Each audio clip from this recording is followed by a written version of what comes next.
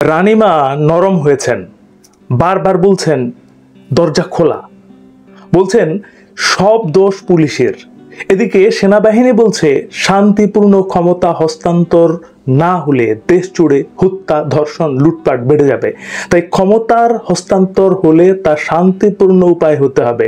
সেনাপ্রধানও সবকিছুর জন্য পুলিশকেই দায়ী করেছেন। আমি ভাবছি বাংলাদেশের পুলিশ বিভাগ এতটা স্বাধীন হলো কবে?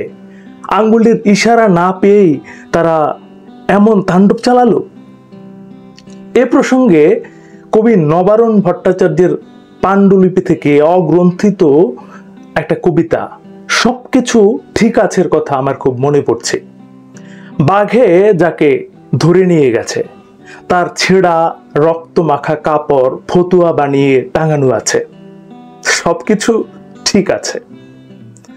থাম ফেলে ফেলে এগুচ্ছে ফ্লাইওভার, মাঝরাতে যার উপরে ঈষৎ মাথা খারাপ খানকিরা নাচে, সবকিছু ঠিক আছে।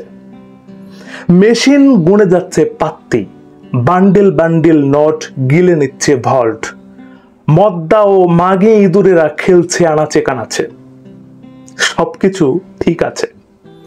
বাতিল টায়ার আর পলিব্যাগ জড়ো করে ভিখারিরা আগুন দিয়েছে, সেই ক্যাম্প ফায়ারে ডাইড নিচ্ছে ন্যাংটো আরশোলা, মরারা রোস্ট হচ্ছে বিদ্যুৎ চুল্লির আঁচে, সবকিছু ঠিক আছে গুরু, সবকিছু ঠিক আছে।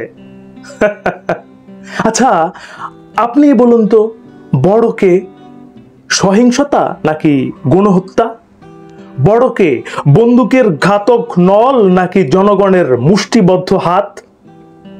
বাংলাদেশের সকল বোধ সম্পন্ন মানুষের কাছে আজ এই জিজ্ঞাসা রেখে গেলাম।